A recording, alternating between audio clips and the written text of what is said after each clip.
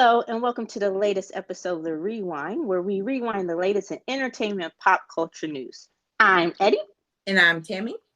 Thank you for joining us. It seems like there's so much to get to in this episode, so let's get to it.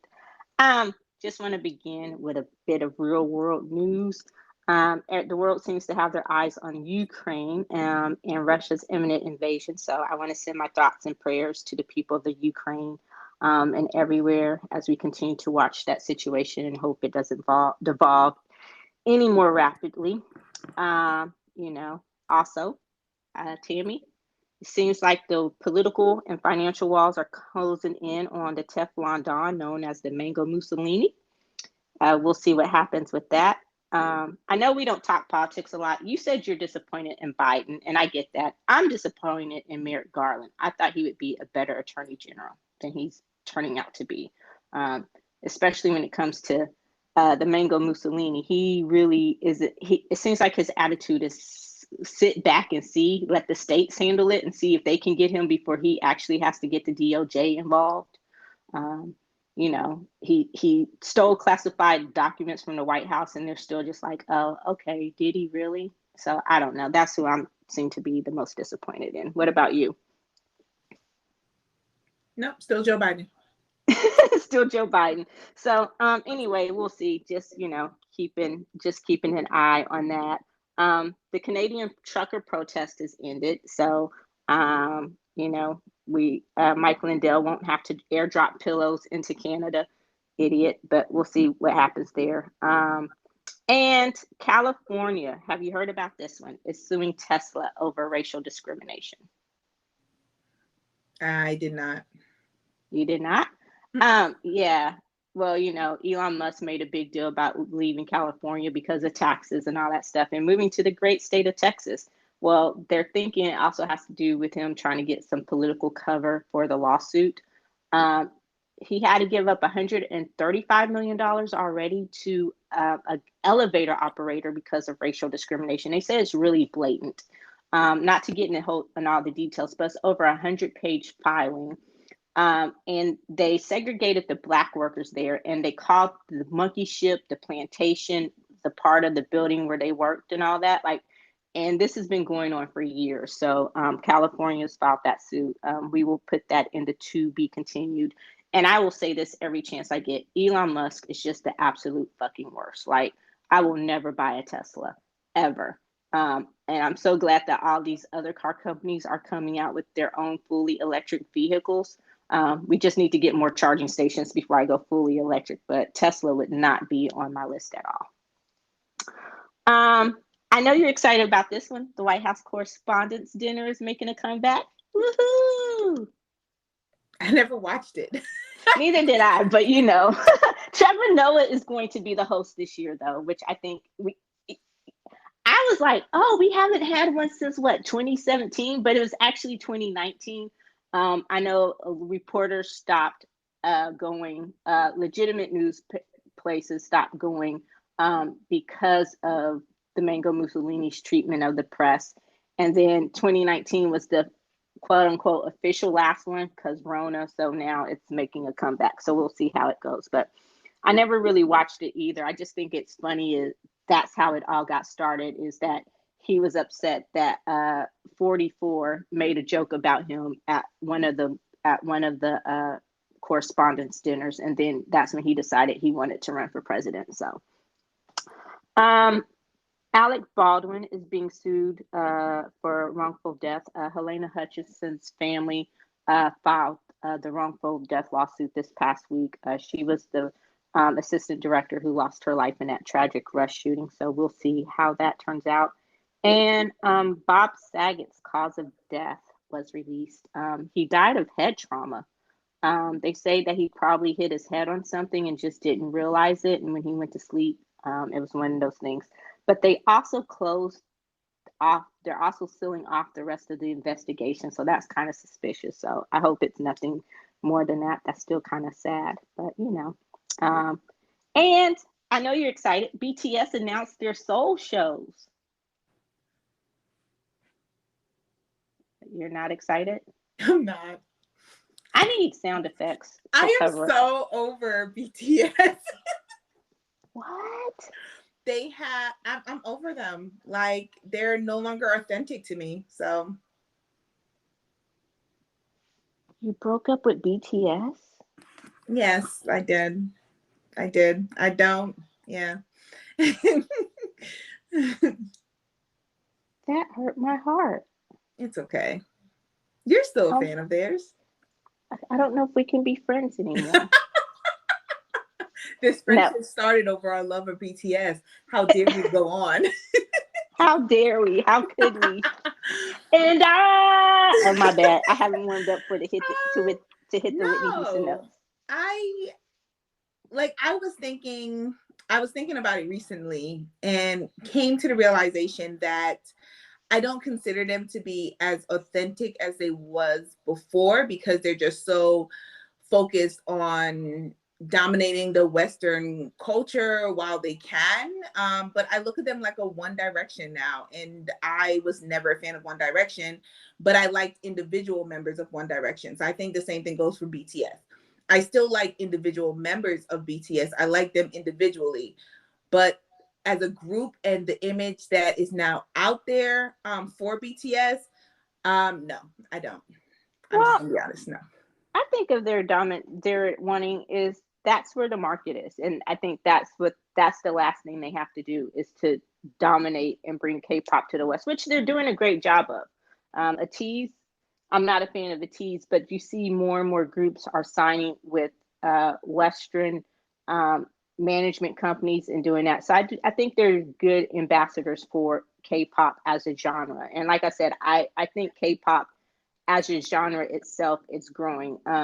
I was talking to one of my friends who I tried to get, my baby mama, who I tried to get onto K-pop, and I knew she wouldn't necessarily dig K-pop, but I was trying to get her into K-R&B, and she was like, okay. But then she was like, someone at work, she had a conversation, and they were like, girl, they're just into that. I said, because K-R&B is where it's at. So I think it's doing, they're doing a good job for opening people's eyes up to the other stuff, you know. So I understand what they're trying to do, and I understand why they're trying to do it. And I think it's a smart move.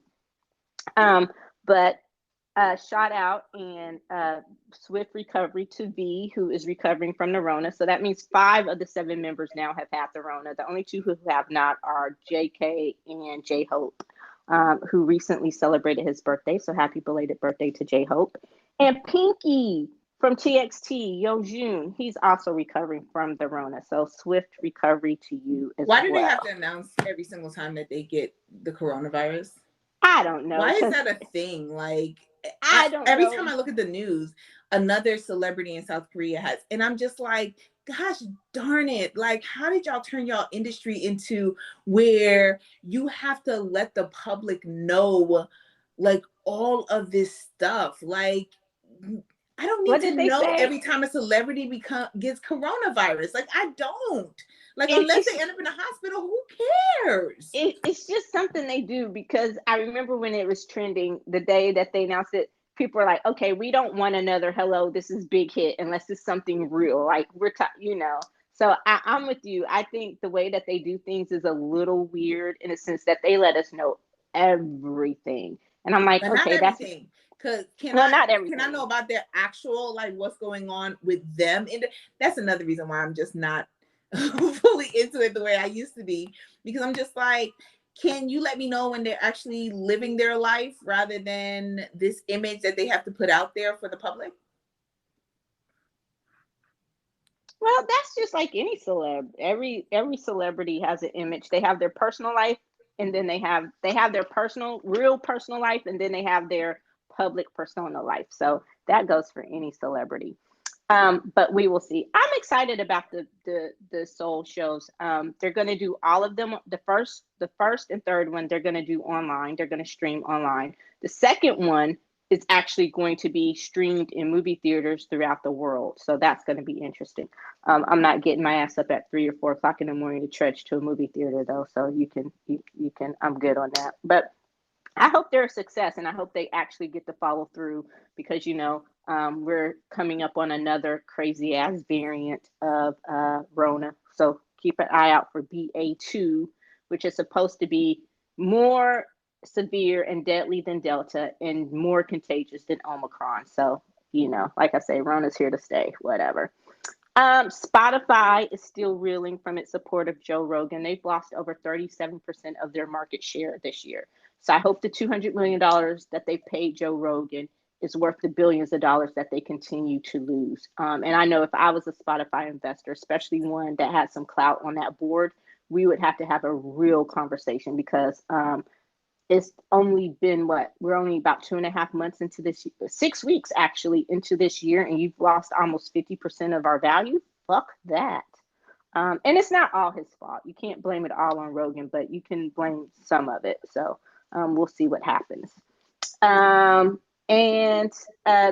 because of that, they're also gearing up with a big podcasting war for Amazon. So it looks like Amazon, I said it should have been Apple, but I think Amazon's going to be the one to try to dethrone Spotify as the podcast king. We'll see what happens with that. Billionaires fighting billionaires. What about you?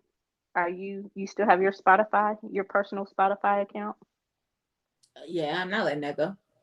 Yeah, I'm not either. Like I have both. The one I don't have is Amazon Music. Like at one point I had a lot of them, but I didn't have Amazon. I like Apple.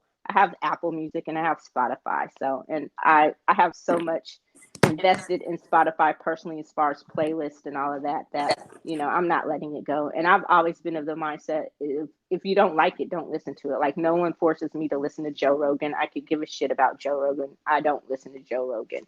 I think Spotify's handling of the situation was piss poor. And a lot of what they put out there was piss poor. So we will see what happens.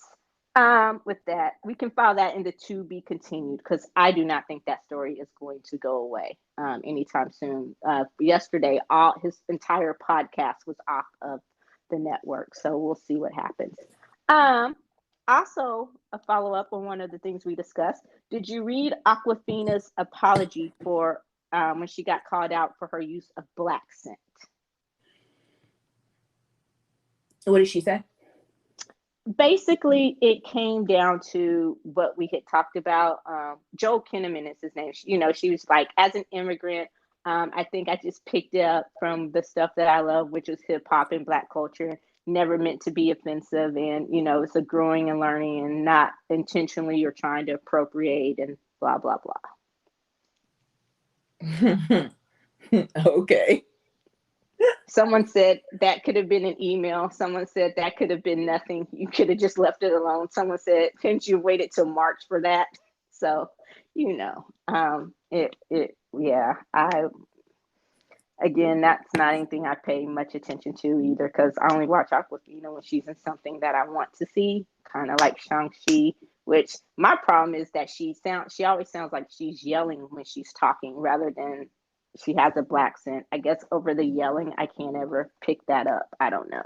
Yeah, like her voice just annoys me. I'll be honest. Like I like the characters that she plays, but her voice annoys the heck out of me. So this whole black scent controversy, like now when I hear her talk, I can hear it, but only because it's been pointed out to me. But before that, it was just how she sounded was just, oh my God, it's like nails on a chalkboard voice that she has, like nasally nails on a chalkboard voice is what annoyed me.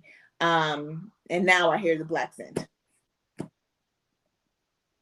Yeah, so we will see. It, again, she's one of those where why pay attention unless you have to? Like I just think there are other things that are more. It's something that people have been talking about for years. It's not going away. It hasn't gone away. It may be something natural. I don't know if it's something that she affected. I don't know if it's something she thought would make her cool from when she was trying to be a rapper. I have no idea. Or again, it could be something just natural, like what happened with Joel Kinnaman. I don't know. It's like I said, it's not something I spend too much time and brain energy thinking about. I'm just with you. Her voice annoys me. It always sounds like she's freaking yelling when she's talking, so I don't pay much attention. going back to Spotify, this kind of brings us full circle. India.Arie wants to get her music off of Spotify. She was one of those who initially wanted to get her music off of Spotify because of the whole Joe Rogan thing. And then her music company won't let her take her music off of Spotify. And someone pointed out that Spotify makes billions, but they pay their artists pennies on a dollar. I think you have to get 350 streams on Spotify before you make even $1 off of your music, which fucking sucks. So that brings us to Kanye West, now legally going by the name of Ye. I know you're excited about this. He's releasing his Donda 2 album. I didn't know there was a Donda 2 album.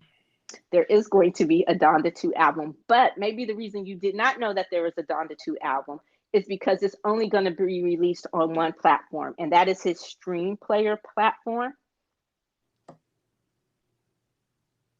Ask the question you want to ask. Come on. I don't have a question. I'm just waiting for you to continue to tell me the nonsense. I'm waiting.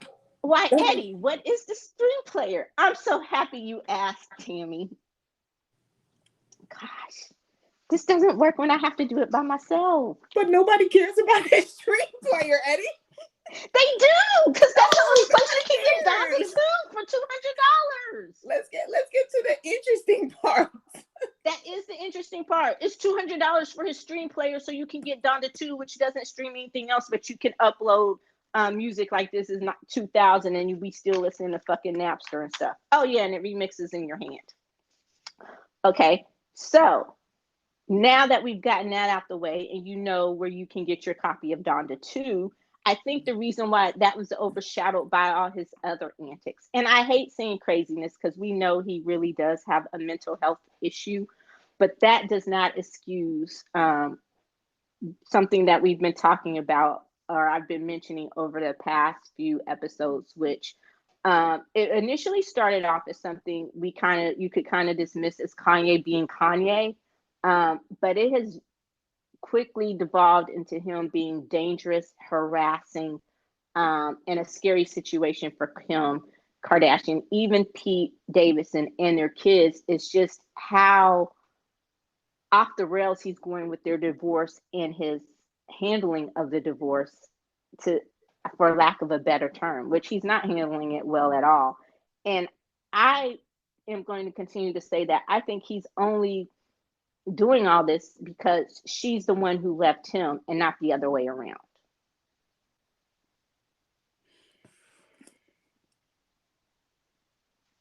Hello? Are you waiting for me to comment? Yes. On the fact that she left him? No, just on all the other bullshit surrounding it, like him harassing her, him harassing Pete, just how dangerous. I'm trying to stay away from the C word. Just how dangerous and scary it is. And then all of these people who are still trying to defend him and using his mental health as an excuse. Two things can be true. He can still be mentally ill, which we know he is, but that doesn't justify all the other bullshit. I agree on that. I think that when people thought that him sending her a truckload of roses was romantic, when it's not, it's scary to do that because it is an over-exaggeration and people excusing his behavior because he is a celebrity. So saying that once you're a celebrity, you can be excused for the dangerous behavior that you have, or the fact that people can't stand Kim Kardashian and they don't want to side with her. So then they're just like, oh, it's an overreaction, when it's not. When you think of normal people, it is harassment. He is harassing her. He is, as she told him, he's putting a target on Pete Davidson's back. And because not that you're going to go and attack him, but how you're talking about him is encouraging other people to go and attack Pete Davidson just because he is with your ex-wife. And I just don't like Kanye West. I think that He's never ever, I'm going to say, he's never ever recovered from the death of his mom.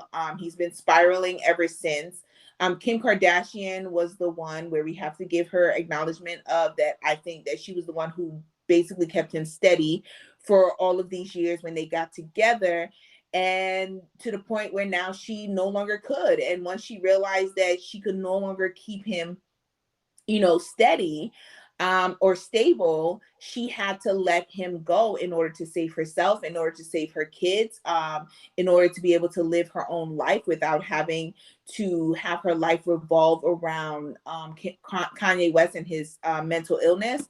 And so I'm all for it. Like, I am not a fan of Kim Kardashian. I'm going to continue to say it. But at the same time, I am in full support of her and what she needs to do to get away from Kanye West. He is a danger to himself, he's a danger to her, and he's a danger to society.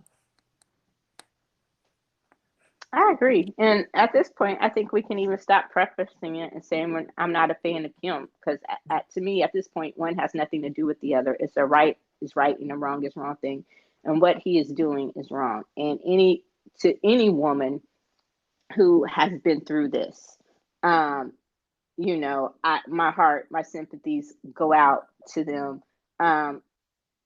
dealing with an abusive ex, an abusive spouse, and then adding the mental illness element on top of that. You can only imagine and I don't even think I would want to imagine the shit that he put her through when they were married, especially the abuse. I'm not saying he was ever physically abusive, but this didn't just come out of nowhere, the emotional and mental abuse, and dealing with him not wanting to get the help that he needs to take care of his mental well-being. So I do truly hope that this doesn't spiral any further out of control. Then, I hope that whoever's in his corner, the sycophants, need to quit kissing his ass and actually call him out on his shit and tell him to stop. What he is doing is wrong. It's nothing romantic about it. It's narcissistic, it's misogynistic, it's dangerous, and I agree with you. It's dangerous to everyone involved. So I just hope that it doesn't get any worse than this. So we will see. Also, I know you heard about his threat to pull out of Coachella because Billie Eilish apparently hurt Travis Scott's feelings, even though she never name checked Travis Scott. She has resumed, or she has started her shows, and she stopped a show when a fan was having an asthma attack or something to see if they were okay. And she made the comment that she stops to check on her fans. And he took that as her insulting or saying something bad about Travis Scott. And so he's demanded a public apology from her. And if he doesn't get one, then he's not going to do Coachella. So, yeah, we'll see. I mean, what? Like,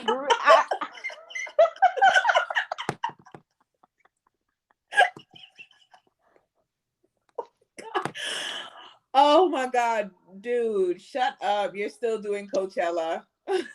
Exactly, like you're still doing Coachella, and she ain't never apologizing. Look, that's the only way anybody gonna hear Donda too. Who the fuck is gonna pay $200 for a speaker just to hear your shit? You'd be surprised, girl. Please. That's like people buy his sneakers. Those ugly ass ugly. Yes. They ugly, and they buy his sneakers. Those ugly. Like, I can understand you spending hundreds of dollars on some Jordans, but you spending hundreds of dollars on Kanye sneakers? Girl. Those shits are ugly. You know who sneakers I do want though? Who? The ones that Eminem wore to the halftime show for the Super Bowl. Those are J's. Huh? Those are J's. Jordans. I know, but he personalized them. I want those. Oh, you want his actual shoes? I want his personalized version of Jordans. Okay? I would never be able to afford them a day in my life. But if somebody could gift them to me, I'll take it. Now you know what shoes I want. I want the ones. Since we're talking about sneakers, we're digressing a little bit here, but we're gonna come full circle. I think I've waited all these years. I used to work in a Foot Locker, and it was a specialty Foot Locker when I was in college, the World Foot Locker. And I was never really a sneakerhead. And I think I've waited to, maybe because I couldn't afford them at the time, the shoes that I sold, I couldn't afford. But now, as a grown woman with my own job, I think I'm becoming a sneakerhead. I got these fly Air Force Ones recently that I love. But I want the ones that Virgil Abloh designed, the Louis Vuitton Air Force Ones. They are so nice. And they're purple. And I was like, oh, can't afford those. But a girl can dream. So since we're talking about, customized shoes we can't afford, that's on my list. And they are so fly. Oh, and my favorite color, purple. Yeah, okay, let me stop. But speaking of Super Bowl, Aaron Rodgers will not be getting his second ring because him and Shailene Woodley broke up. Their engagement ended. No one saw that coming. I know you are absolutely heartbroken as a fan of both of them. Wait, pregnant American teenager was dating Aaron Rodgers? They weren't dating. They were fucking engaged. Where have you been?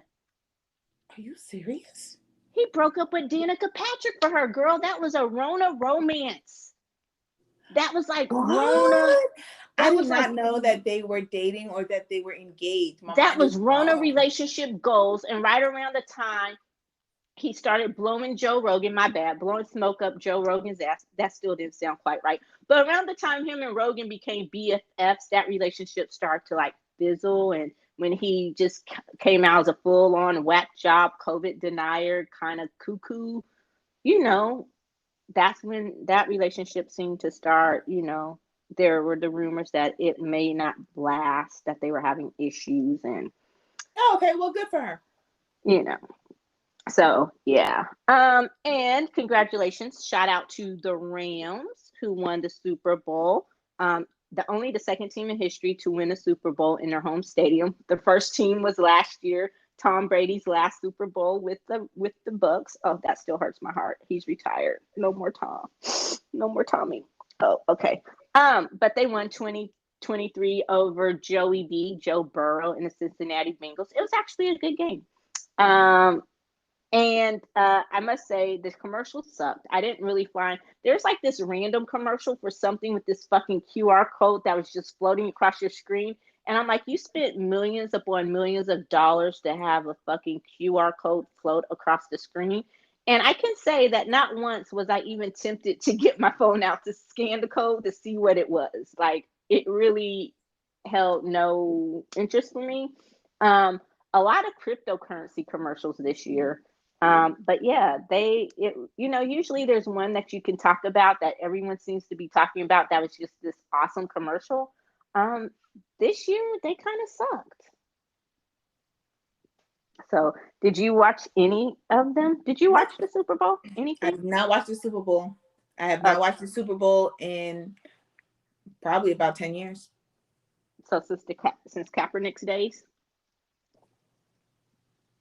No, like I stopped watching the Super Bowl before the whole kneeling.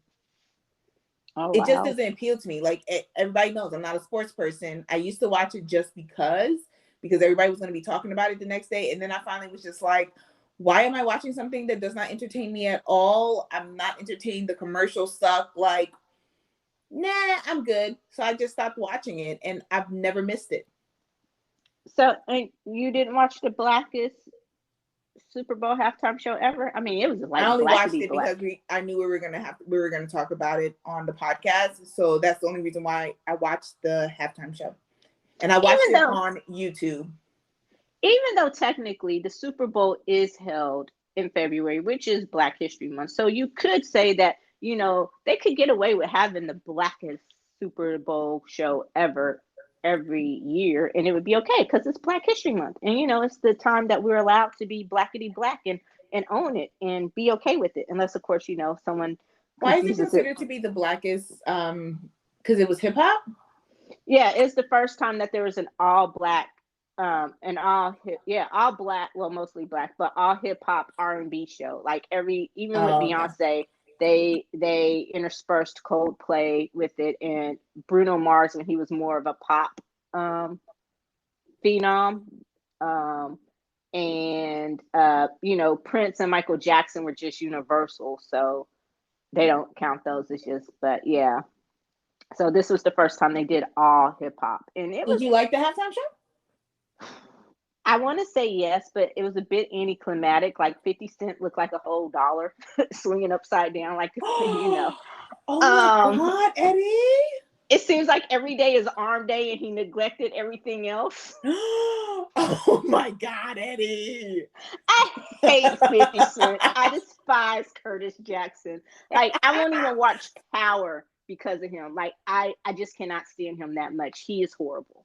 Um, but yeah, but I will admit, Get Rich or Die Trying was the bop. Like, that was the shit. But yeah, no. So I hate that we got a surprise cameo from him hanging upside down like the vampire and sucking badass that he is, and it cut out Eminem and Kendrick Lamar. Like, I could have done with more Eminem and more Kendrick, but I appreciate it. Mary looks good to be, up in her 50s and shit. Like, okay. But yeah, so I liked it. I appreciate what they were trying to do with it. I could have done without 50. I could have done with a little bit more Kendrick, a lot more Kendrick, a lot more Eminem, but I appreciate what it was, and it was very nostalgic. I even made a Super Bowl halftime playlist. You can check it out on Wind Down Radio at Spotify. Hit the link on the website, thepopcornwindown.com. That's the plug. You like how I worked that in there, girl? I was smooth. Great job. So yeah, it was nostalgic that it brought back a lot. So I went and made a playlist, and I was like, oh, okay, yeah. But what about you? Did you like it besides Eminem shoes, his custom made Jordans?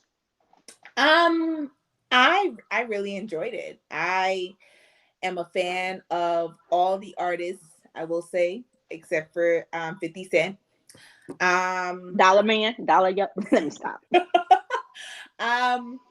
But I think I just never like fully like got into his personality and his persona that he put out there with his music. But I am a huge Eminem fan. I love Eminem. I think that sometimes people don't want to acknowledge his talent because he is a white dude in hip hop.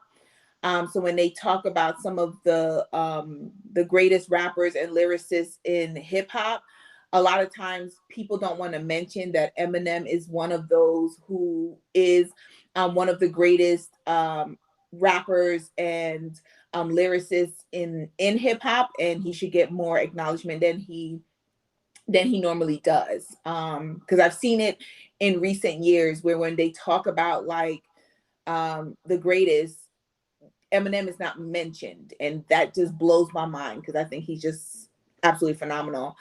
He has such talent, but it was like, yeah, like it was really great to see Dr. Dre, Snoop Dogg was awesome. Mary J. Blige is killing it. Always love her boots. Always love her boots. She did great.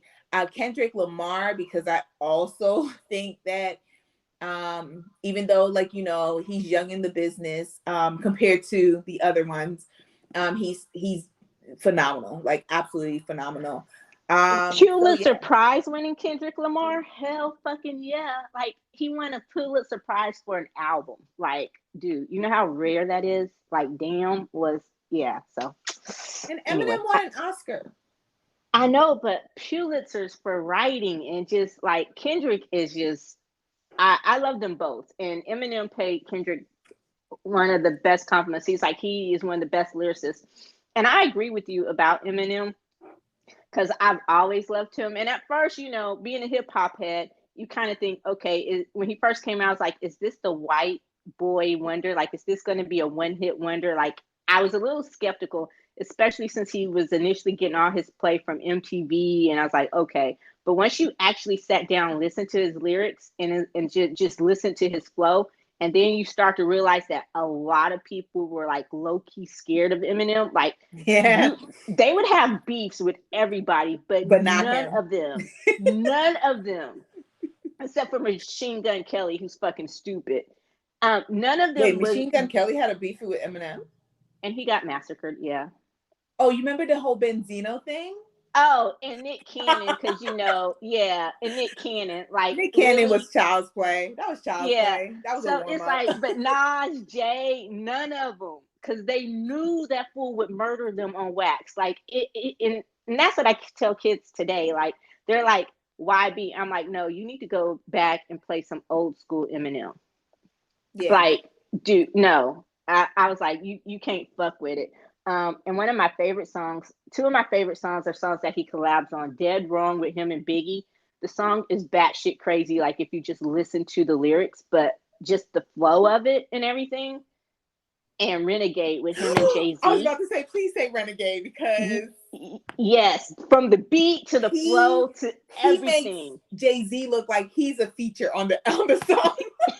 Like Eminem's is a feature, but Eminem makes Jay-Z look like he's a feature on the song, on how Eminem just killed that. Like, and they performed it. I'm sorry, they performed it once. I love that song. They performed it one time, and people talked about the fact that when Eminem started his verse, like they went crazy, and then they were just like, wait. Like they were louder for Eminem than Jay-Z. I said, it's the song. It's the song. Like he just kills it. Like I'm sorry. So, like I can talk about how talented this dude is. Like Dead Wrong was, and Dead Wrong, I think, is when M was first being discovered. When Dre first discovered him, it was one of his first features before he even dropped anything. They put him on with Biggie. And I didn't really hear the song until after Biggie died. So I had to go back and was like, what? And so you realize that, yeah, he was coming up. Like Dre had discovered him right around the time that Tupac and Biggie, unfortunately. So I was like, so that was one of my, I was like, oh, he went, I would have loved to hear a feature with him and Pac, like how that would have sounded. Could you imagine him and Pac on a song? Girl, because I'm telling you, the Dead Wrong song, they say some fucked up shit because it's Eminem and an unfettered Biggie. So it's dead wrong, but it just lyrically and the flow is amazing. And I love the song and I love the beat. And I was like, damn, I wish him and Pac could have did something. Because I don't know if he ever did anything with Nas, but I know him, Biggie, I think he has done something with Kendrick Lamar. I can't remember. I have to go back and check. But there's a lot of features and stuff. So I love Eminem. He's one of my favorites. And Snoop. And of course the white wing, sorry, Freudian slip. The right wing got their panties in a twist because the Super Bowl show was so black. Charlie Kirk called it sexual anarchy. No one, not even the right wing, knew what the fuck he was talking about. Like what? And then, they were mad because there was a picture of Snoop smoking weed before he went on. And first of all, weed is legal in California, but even if it wasn't, it was fucking Snoop. He's never hid the fact that he smokes weed. Like, I was just like, okay, whatever. But yeah, so we'll see. I could have done without 50, but I agree with everything else you said. It was pretty cool. And speaking of the NFL, they hired Loretta Lynch to represent them in their discrimination suit. The one that Brian Flores, who has now been hired as assistant coach to Mike Tomlin of the the Pittsburgh Steelers. Tomlin is one of the longest tenured head coaches, but he's definitely the longest tenured Black head coach. So what do you think about that? The NFL are geniuses. They're very smart. I think that at the end of the day, they're going to get away with it all. They always do.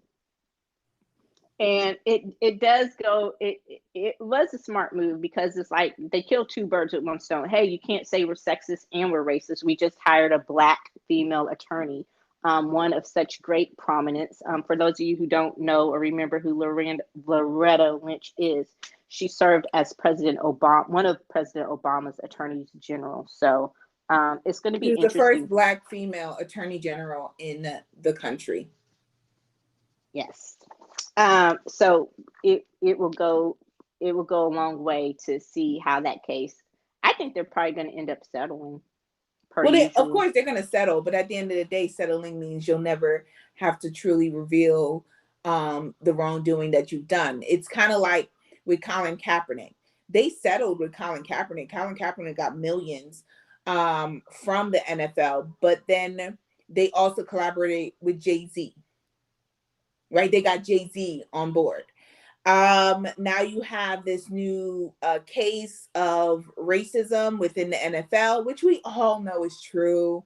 We know it's true. But somebody's actually suing them. And then what do? They get the first Black female attorney general to represent them. Yeah, it's a wrap. It's done. It's over. It's done. Jay-Z is playing the ownership game, the long game for ownership. That's what he's doing. But and I, it was kind of like, on one hand, I was like, why would she take the case? But on the other hand, it's like, why not?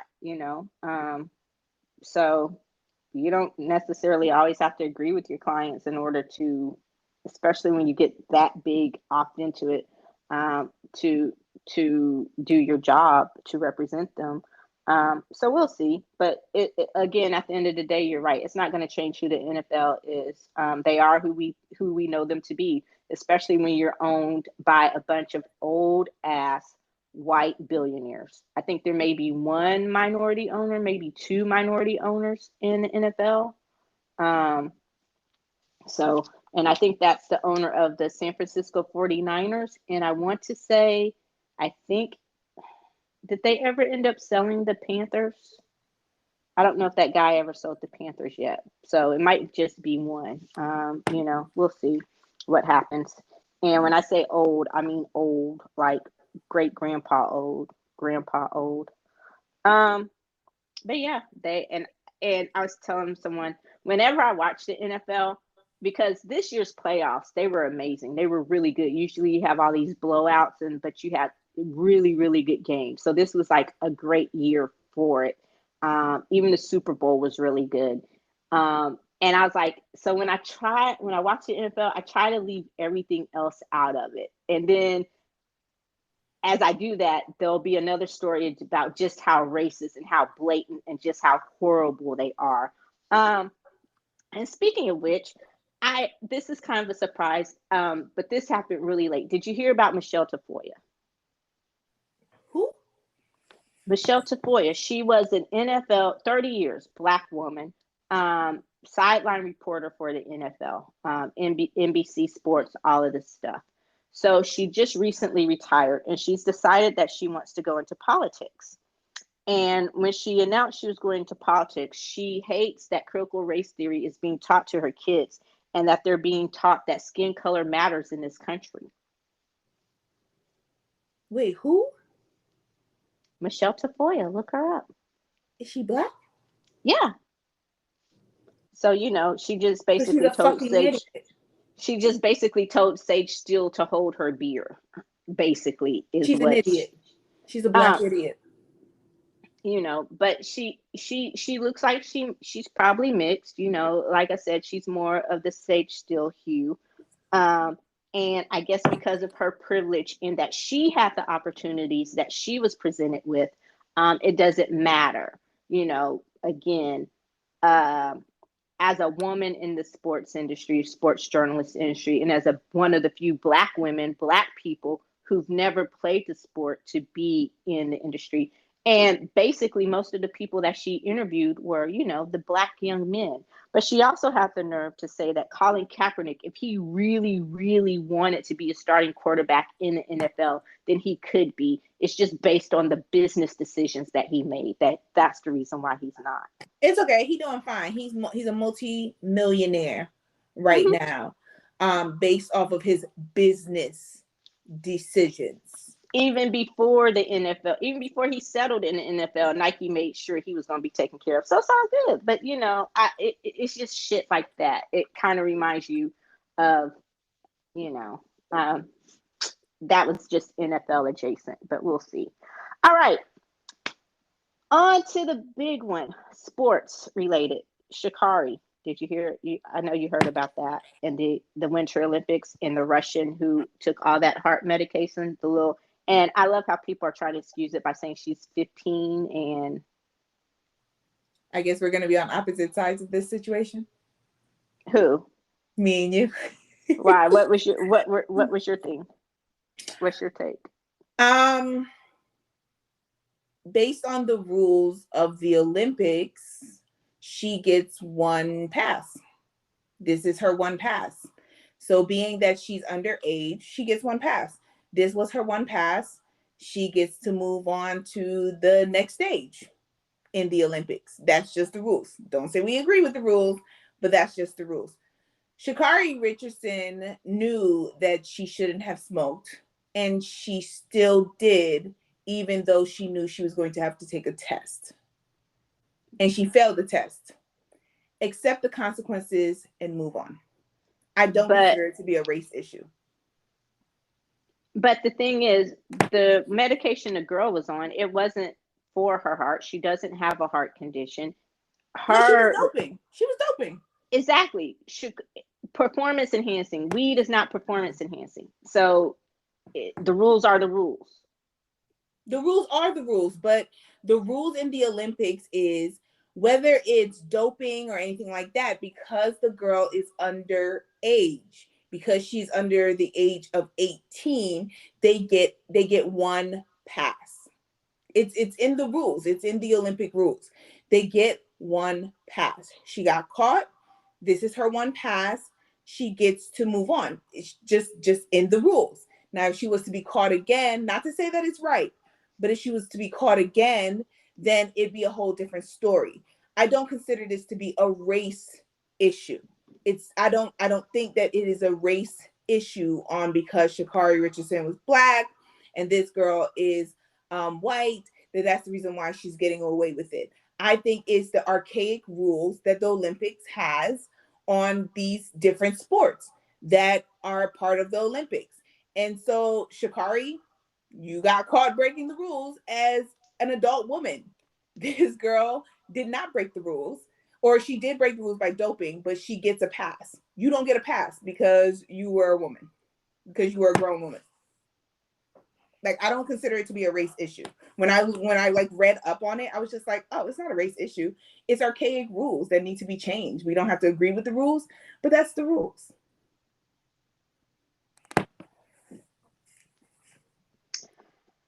I agree to a certain extent. I still think just because of the history of the IOC, you can't go back to there is a racial element into it. I also think that because of the country, Russia, the Russian Olympic Committee, they can't even compete under Russia because they've been banned from all Olympics for doping. I think that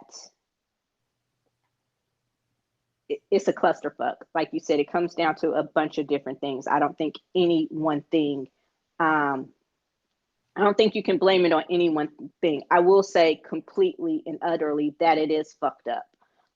And I am one of those people who has been calling forever for the Olympics to change a lot of their rules. A lot of them are archaic. A lot of them are racist. So we will see. I think she didn't medal in one event, and then she did medal. She got the gold in another, and then they didn't present the gold. They didn't present any medals for that event. They just gave people torches or something, replicas of torches. I don't know, but it's crazy. I think she shouldn't have. So, do you think she should have been allowed to compete for doping? Yeah. No, nobody should be able to compete for doping. But I also don't think Sha'Carri Richardson should have been able to compete after she smoked weed and got caught. Even though it's not performance enhancing. I don't care. It's again, like, I don't care. Like, you broke the rules. Like, you're not allowed to dope. You're not allowed to smoke weed because you can fail a drug test. So, no. I didn't agree with her smoking weed before she competed, and I don't agree with this girl doping before she competes either.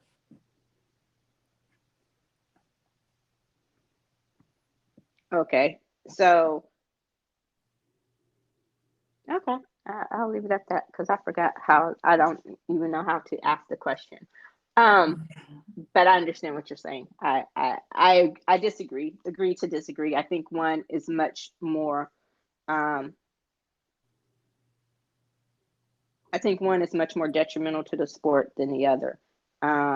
Especially, and we talked about when the Shikari thing was up there. Lean and most sports needs to be taken off of that banned substance list, especially as it is becoming more and more legal, not just here in the States, but throughout the world. So we will see how. We also need to change the doping rules. True, because at 15, certain countries are doping their kids when they come as soon as they reach a competing age.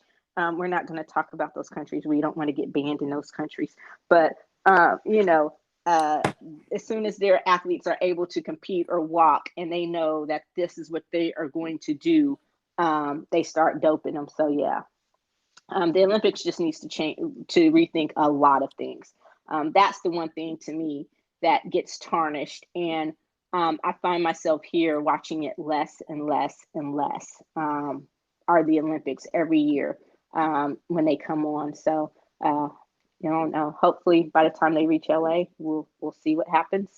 I don't watch All it right. anymore, but because that wasn't the only controversy. I mean, I guess because Shakari Richardson, kind of brought race into it, and so but then it was the controversy of China winning the short what is it, speed racing, speed skating competition event, and they broke the rules but still were able to compete and then ultimately got gold, and that was a whole big controversy Because within it the was in Olympics. China.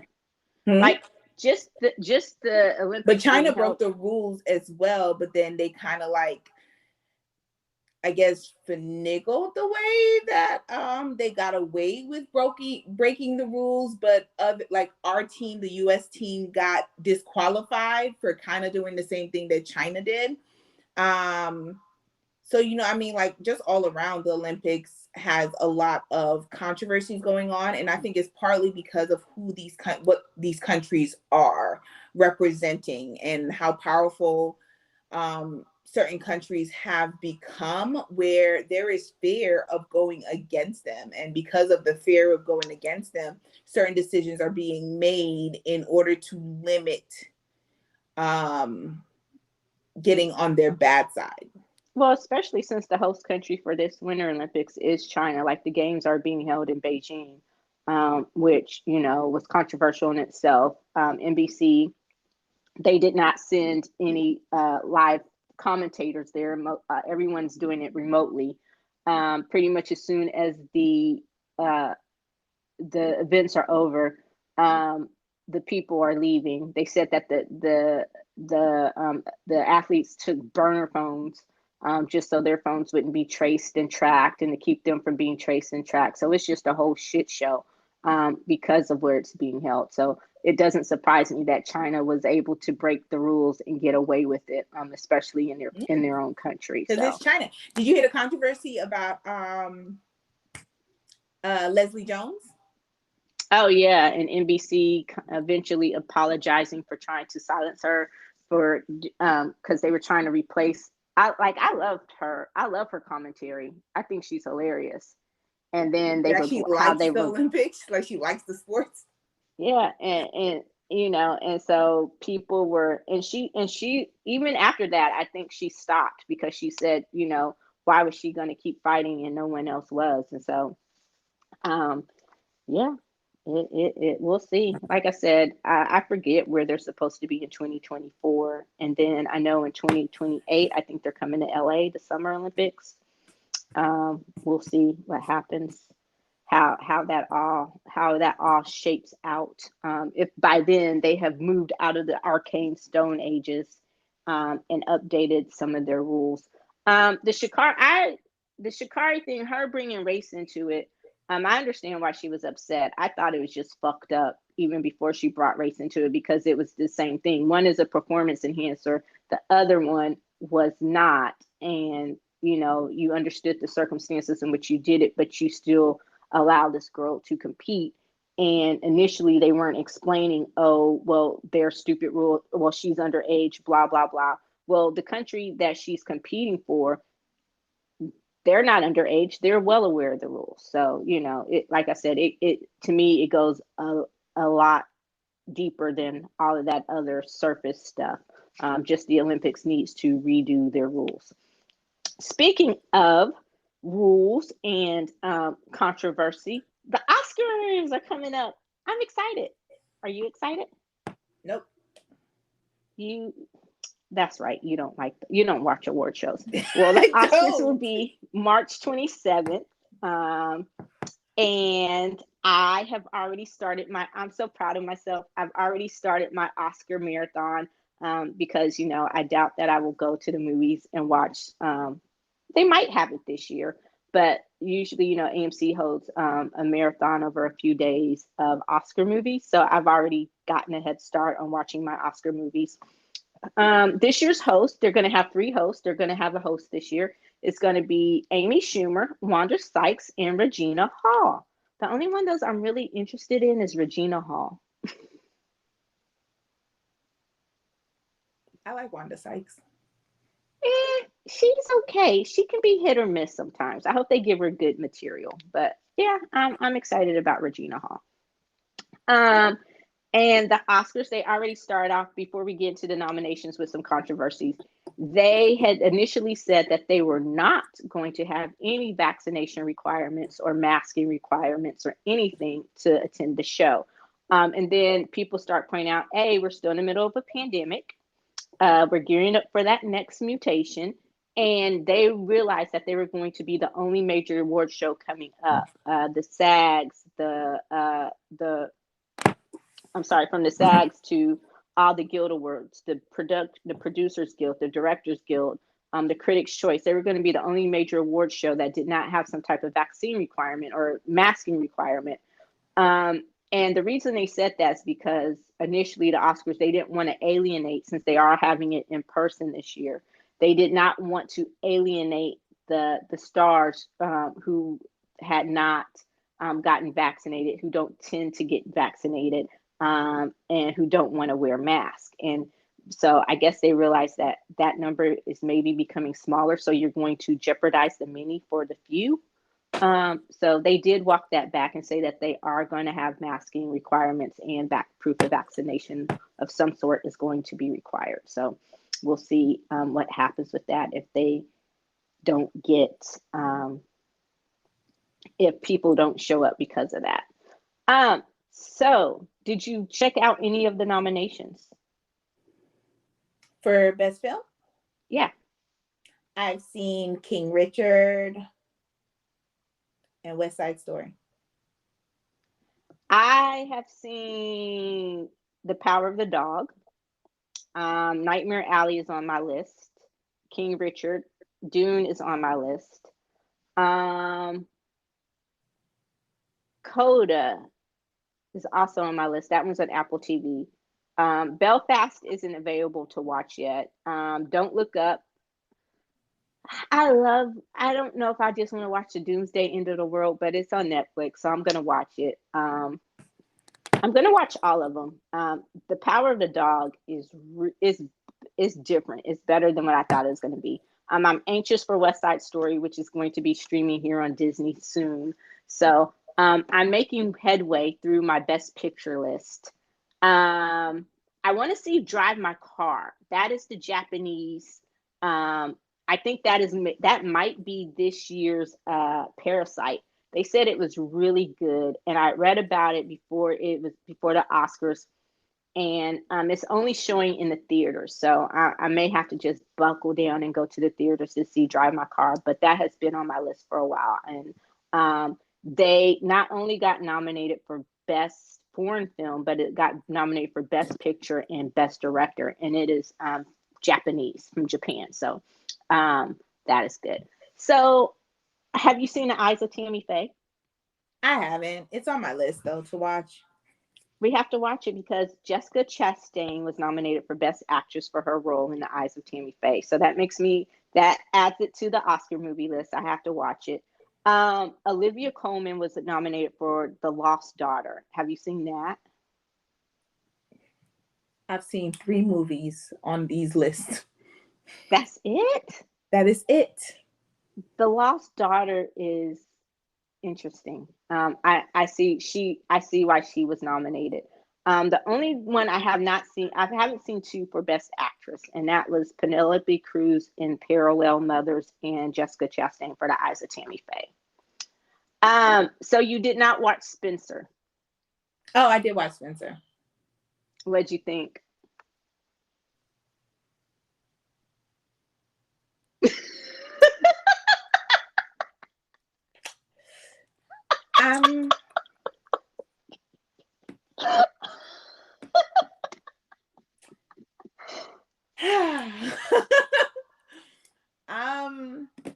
Confusing as fuck.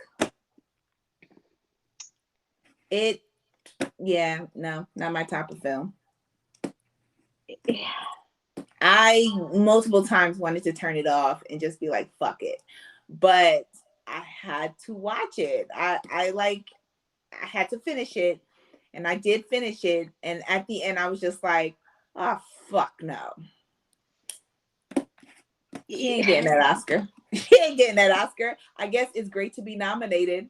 She can always say that. Dude, and when you asked me about it, I believe my response was a silent version of the text version of silence for a moment. And then I was like, I see why she was nominated.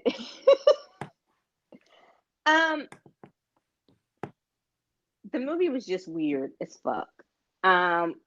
They would have done better if they would have just gone with told the story of an unauthorized biography of Diana instead of doing whatever the fuck that weird acid trip was, because that was weird.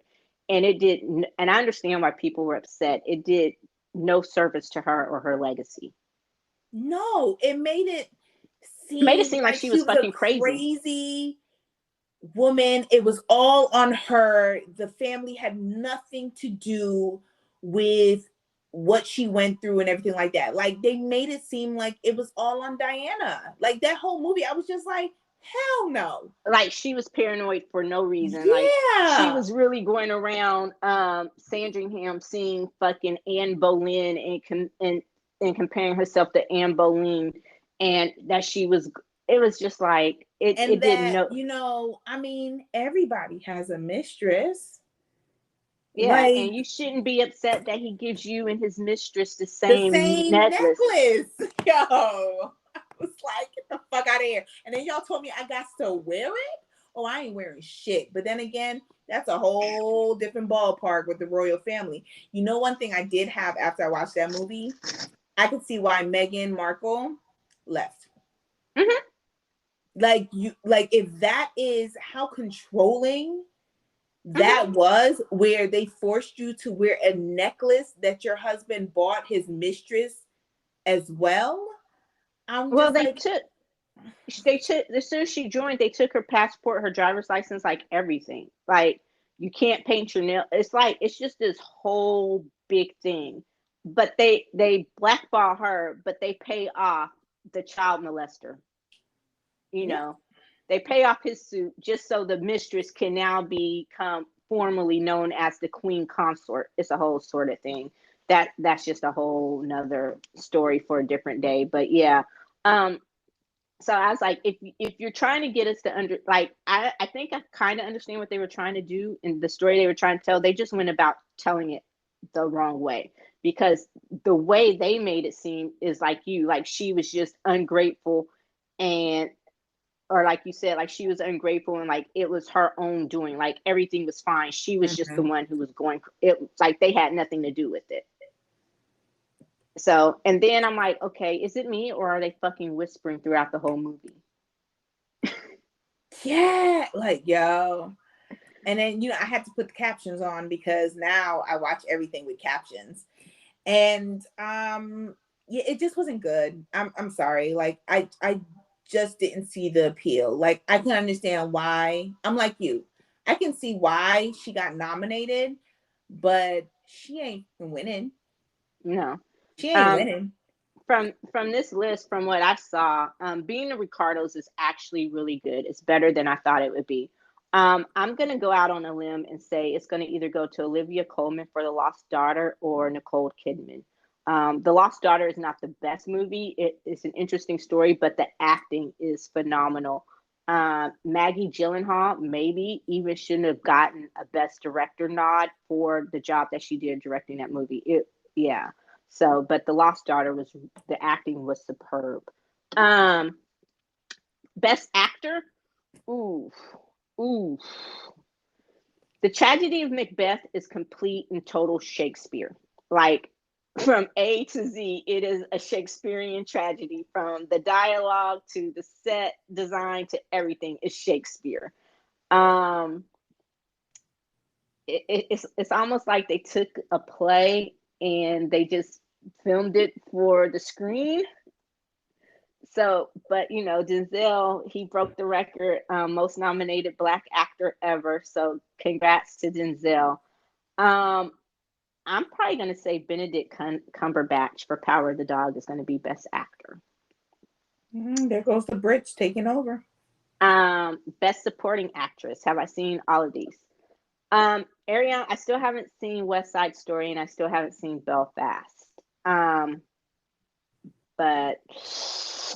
I'm probably going to say Jessie Buckley for The Lost Daughter, maybe. Kirsten, I don't know. I liked Anjanou Ellis for King Richard. And when we discussed that movie, we said that she and Will would probably be nominated. So Best Supporting Actress, I don't know. That's a toss-up. Best Supporting Actor, I would probably say Cody Smith-McPhee for Power of the Dog. And those are my big ones from the Oscars. Now the snubs. Have you seen The House of Gucci yet? Nope. I was surprised they didn't get any mentions. Like, did they even get a fashion mention? That's what I was looking at for costume. Nope. They didn't even get fashion. Cruella did.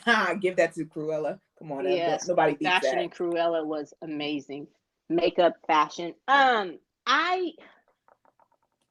Once everyone started talking about how over the top it was, I was like, okay, maybe not best picture, but even when people were saying, and even as they were panning it for being over the top and kind of cartoonish and all of that, the one thing that everyone seemed to agree on was Gaga was phenomenal.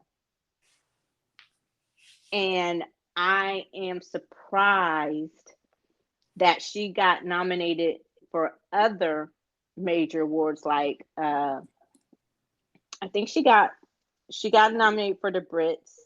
I think SAG. Yeah, because she was nominated for the SAG and something else where Kristen Stewart was left off the list, but Kristen Stewart gets the Oscar nomination and she does not. So I know that was considered to be a big stub. Also, they said Jared Leto probably should have been nominated. I was surprised that Ben, I can't even think right now, what's that boy's name? Ben Affleck. Look at me sounding like an old woman. I'm surprised Ben Affleck wasn't nominated for The Tender Bar. He was good in that. Oh, see, you talking stuff I ain't never seen. It's on Amazon. You talking stuff I ain't never seen. It's good. He was good in that. So he probably should have gotten a supporting actor nod for The Tender Bar. They said he was good in The Last Duel, although he got nominated for a Razzie for The Last Duel. Jennifer Hudson, what do you think about her being not left off for Aretha? I'm okay. You're okay? Yeah, I'm okay with that. And then I haven't seen Dune yet, so I don't know. The big one, Spider-Man: No Way Home being left off of Best Movie. Are you serious? Did people Yeah. actually think it was going to be nominated for Best Movie? Yeah.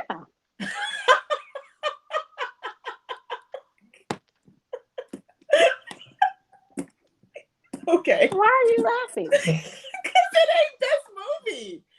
Oh my gosh. Okay, people. Okay, people. It was a really good movie. Aside from the fact that it's a superhero movie, it was a really good movie. I loved it.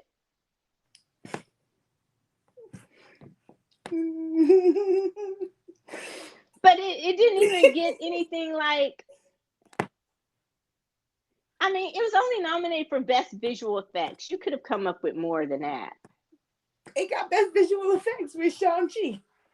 Oh, gosh. Okay, you know what?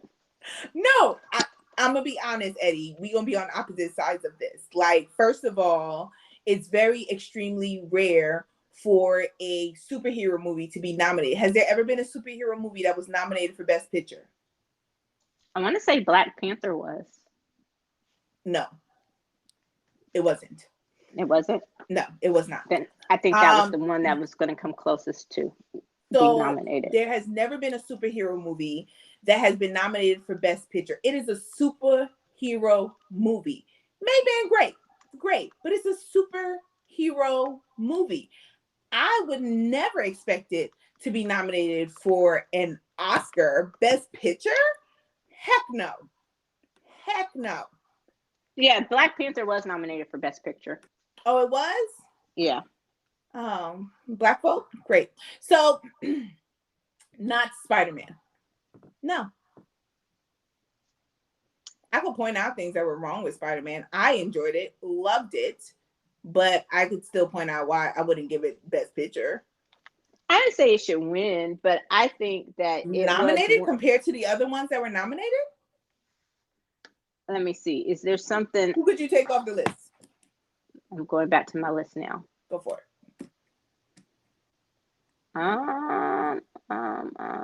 Go back. Oh, Best Picture.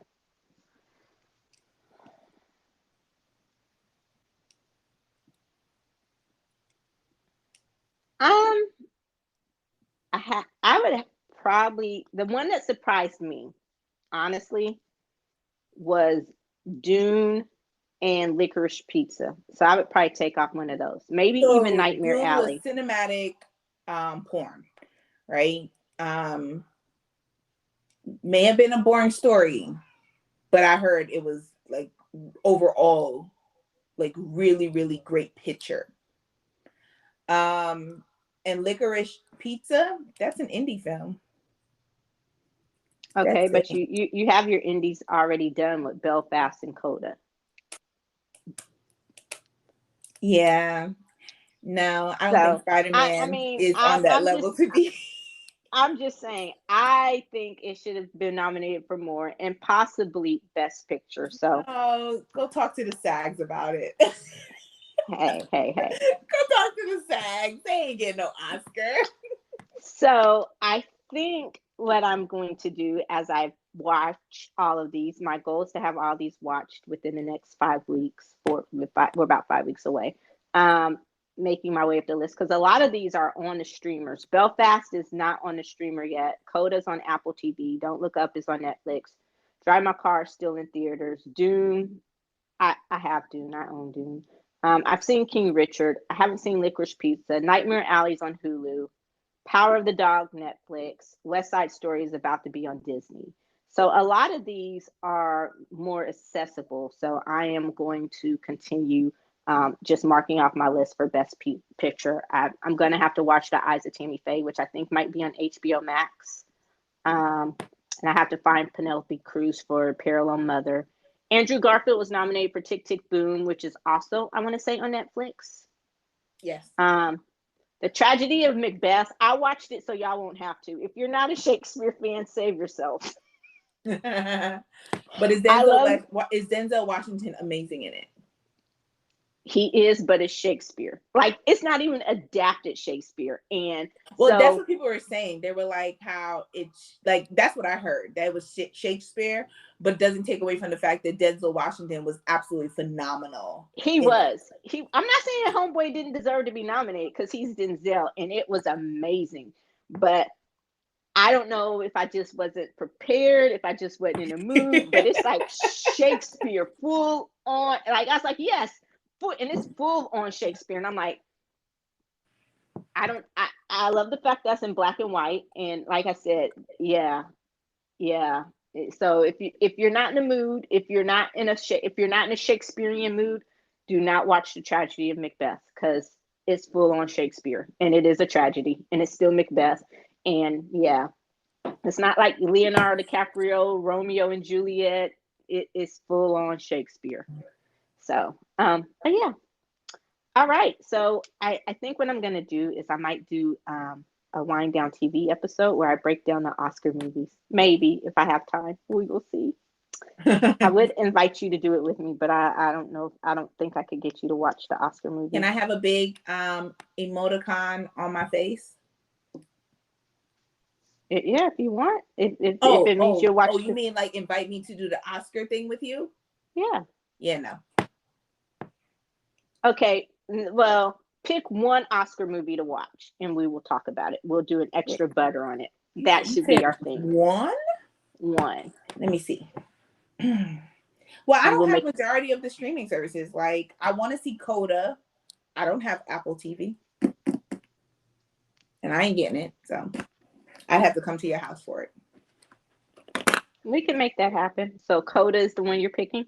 Yeah, because I Coda was actually on my list. Like, I really, really wanted to see Coda, because that's the one with the Herring daughter with the deaf parents in the deaf community.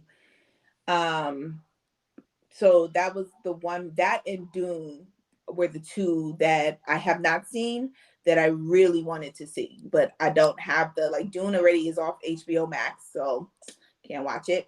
And Coda is on Apple, and I don't have the account for it. Yeah, I bought Dune. It went on sale because when I went to watch it, it was off HBO Max. I'm like, damn, HBO Max just keeps on there. It was only on there for like 2 weeks or something like that. For 2 weeks. They did the same thing with King Richard. So, but so Dune was on sale. And my other big snub, and I'm serious about this, was never No Time to Die. I was surprised that it didn't at least get a Best Picture nod or something. Like, yeah. Go ahead, laugh at me.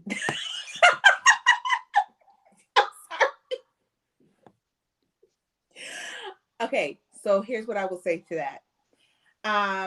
No Time to Die, I could accept that more than Spider-Man. Like, if I saw No Time to Die get nominated for Best Picture, I'd be like, yo, I could definitely see that. That movie was awesome. Not to take away from Spider-Man. So I'm just laughing because, like, you told me to laugh. Because I knew it was coming. I knew you was trying to respectfully hold it in, but you ain't got to. I'm mad about that. Can y'all just acknowledge the fact that I was trying to be respectful to Eddie right then and there? She's the one that gave me permission to laugh, so I had to do it because she gave me permission to do it. Because I'm even more mad about that than Spider-Man, to be honest. I mean, for real. No, and I'm saying, like, I would accept that. Like, I can see No Time to Die getting nominated for Best Picture over Spider-Man, and I can see the snub. I can see you seeing the snub on No Time to Die not being nominated over Spider-Man not being nominated. Like, I'm just like, yeah, no. But yeah. So yeah, I'm with you on that. Like, yeah. All right, so we did a good job. Look at us. We even snuck in a little review of Spencer. Make the time worth it. All right. Well, we have an announcement to make. We will be taking a brief hiatus for the month of March, retooling some things behind the scenes. And we will be coming back with a new ReWine and more episodes. And finally, our new and improved updated website in April. Tammy has also promised to have my sound effects available for them. I ain't promised nothing, y'all. Don't listen to her. She did. Who do y'all believe? Me or her? A person who believes Spider-Man was not best movie material? Burn. For me. Okay, so please be sure the website will still be up as we tinker with it behind the scenes, so you will have access to catch up on all the amazing episodes of the Wind Down, the ReWine, the Popcast, even Extra Butters. Working on getting some more of those up for you. Got to find something that we can talk about.